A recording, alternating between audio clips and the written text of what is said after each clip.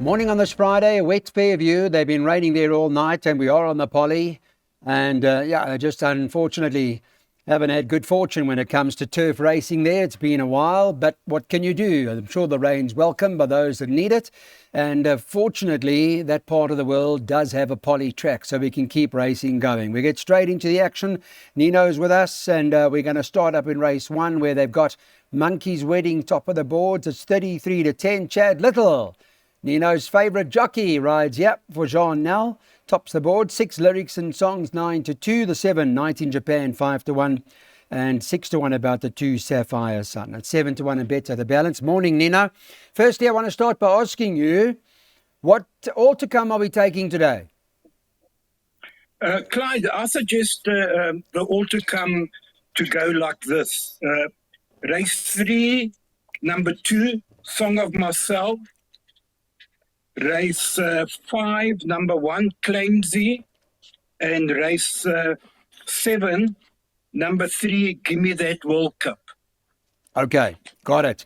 Now, in the first race is the Bipot, right? So what are we going to do the first leg of the Bipot? What do you like? I like a few. Look at it's an open maiden, and Monkey's Wedding is carrying 61.5 kilos. Then you got this other horse in the betting, Night in Japan, that's at 32 runs to try and share its maiden. Clyde, I found 2 lurkers here, and both on breeding.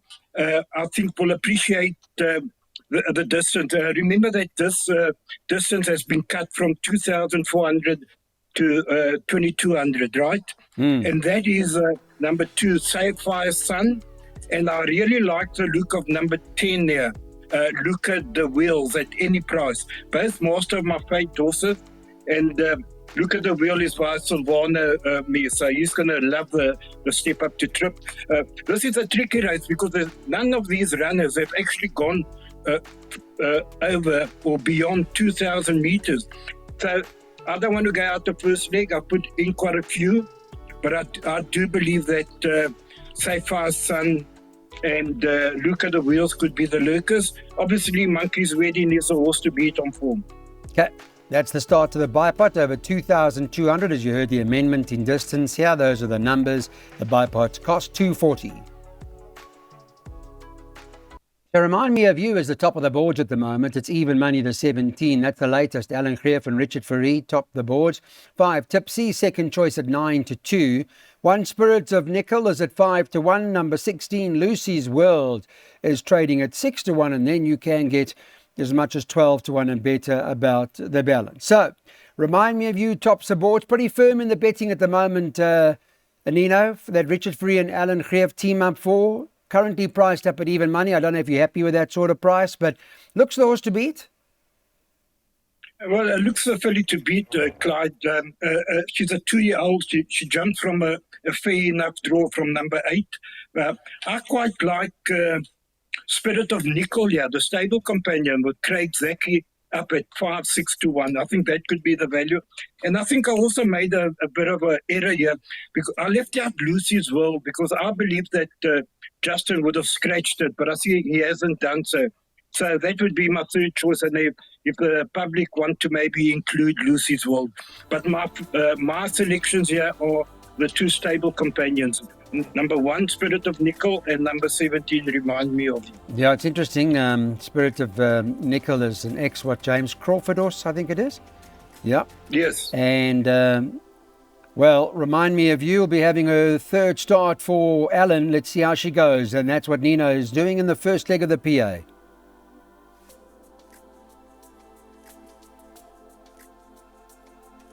Okay, this is the Pinnacle Stakes now. And it's over the 1,200 on the poly, race number 3 on the card. It's time to get the pick sixes on in as far as this race is concerned. And I can tell you that with regards to race 3, that the best horses in the Pinnacle Stakes from a weights perspective are both numbers 1 and 2. They're best in here, and the betting has got them priced up as follows. The favourite is number 2, Song of Myself. It's 14-10 to win it. Calvin Habib's riding that for the Dean Smith stable. Looks to win, just a bit of a draw issue, but class act to the race, I would have thought. 9 Cherry On Baby is at 9-2. 8 Genevieve is 11-2 with a 4 Lotus Silk 11-2, and then double figures about the balance. So we're starting our altar comes here, you said, Nino, with Song of Myself, hard to beat, or what do you think? I think that it can't get beat, Clyde. And the draw is not a problem. Remember, there's 2 scratching. So he jumps from a 10 draw, 10 out of 10. That's not a train smash. This horse unbeaten over course and distance, 2 from 2 over the poly, 1,200 meters, unbeaten. And the draw, I'm not worried about. Remember, I'm the guy, I don't worry about draws and weights. We saw what happened with La La La on Wednesday. So I make this one of the better bets on the card, and I can't see it getting beat. If you don't bank a Song of Myself, you're going to need quite a few. Got it. We're bankering that, as you said.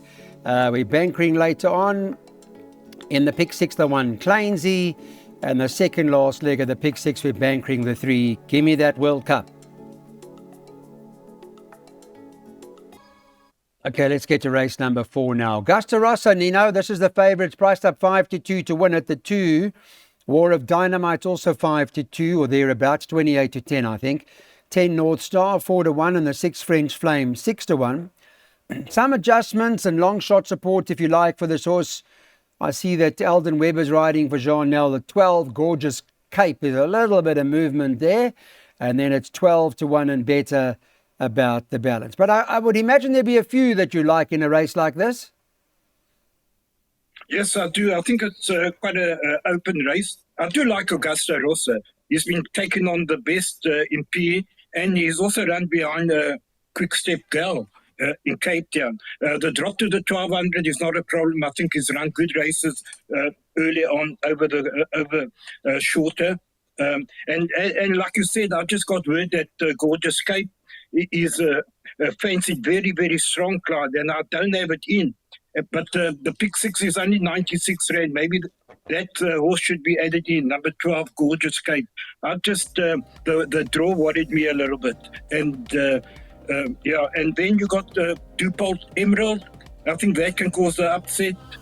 So all those horses that I've got in, I think they all got chances, which are 2, 6, 7, 9, 10, 11, and we're adding number 12 in. Okay, got it. So we're adding the 12 in. Is that right? That's 28 Rand if that's the case, by adding the 12 in the first leg with those 2 bankers.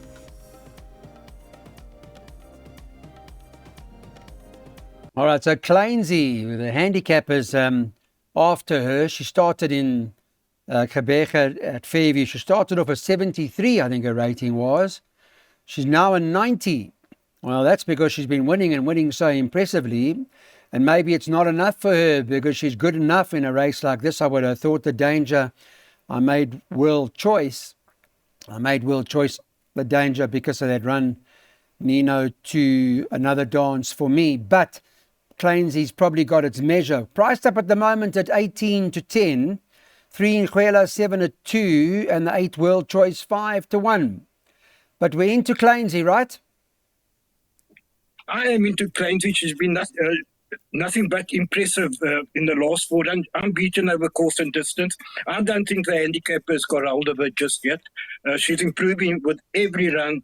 She's getting better and better with every single run in P, especially on the poly. She loves the poly. So I'm all in with her. I make the danger number 3. I heard you say you make the danger number 8, World Choice. I think only Nguela can possibly run Klainsy over, but another very strong selection from my side. I think we have to stick with this horse until she gets beaten. So for me, it's Klainsy. Like I said, I would only add in Nguela if I had to look for cover in this race. Got it. Thanks, Nino. We'll take the jackpot you're recommending at $16 a shot. Okay, let's move on now, and we go to our next event on the card, race number 6. It's a handicap, 1,600 meters on the poly. Take out 1, 2, and 9. They're all been out, removed from it since the change of surface, and the latest in the betting is 28-10. Number 3, Silver of Sunshine. That is Richard Ferry's ride for Alan Creer. 4, Pyro Edition. Chad Little and John Nell team up. They're 28-10. 28-10 the pair, 3 and 4. And then number 11, Silent Trigger, nibbling away at that. Currently trading at 4-1. 10 Green Planet 5s. And then 7-1 about the 12, Run the World. 14s and better the balance. Quite a few here, Dino. I think 4 is enough here, but I also just got word that Powder Edition, my favorite jockey on that's very, very strongly fancied, and it's fancy to win. So that would be my first selection. I do make the dangers number 3, Sliver of Sunshine, looking for some improvement from number 7, Golden Croc, and obviously number 10, Green Planet. Clyde, I think those 4 will get us through all our exotics. I can't really see anything else besides those 4. But like I said, people want to go shorter. Maybe Banker Powder Edition. I have been given the go-ahead on this one. Okay, good. Pyro Edition and has been given the go-ahead. There we go. So we're boxing those horses in the trifecta. Okay, welcome back, everybody. This is the race now where Nino's going to have a bit of a banker, and so I'm sure so many others with his horse Gimme That World Cup. Been really impressive. It's 11-20. Alan Creef. Andrew Fortune's got the ride here. I'm told he'll be there to ride Gimme That World Cup. Richard Faris on the 7, Chatterbox, riding for the stable and for the connections is 5-2, and they pretty much 10-1 bar the 2. But Gimme That World Cup has been rather impressive to date, Nino. Yes, absolutely, Clyde. And we haven't seen the best of this horse yet. This is a serious racehorse, and he's going to go on to win many, many races in PE and maybe even classics. This looks like, I don't know if you saw the last run of this horse. So impressive, long striding horse. This is the best bet on the card, and I've also been given the go-ahead on this one. So the best bet on the card, Clyde. Banker in all bets. And I believe that Fortune is now riding for the Peter Moore. He's going to take a power beating. In actual fact, I can't see him getting beat. Interesting. Andrew Fortune there for Peter Moore. Well done. We wish him all the best. Give me that World Cup. Hard to beat. All right, the last one, Nino. Let's get through this now, hopefully safely and soundly and all the things that go with it. And the kind of race that we're in for is a handicap. We're at the 72 and we're going over 1,200 metres, where the favourite in the last race is that horse T-Rex, tops the boards for Kelly Mitchell and Muzieni. They're 22-10. 8 Travel Master 3-1. Number 6 Real War 5-1. And number 9 Mio Destino is at 6-1. There has been some support for the Sharon Kotzen horse. That's been shortening. And the 5 on the card trades at around 7s. It's 20s and better the balance. Into the final leg, T-Rex probably the right horse, but I'd imagine you want to go a few more. Yeah, I went 4 horses, but the one is scratched.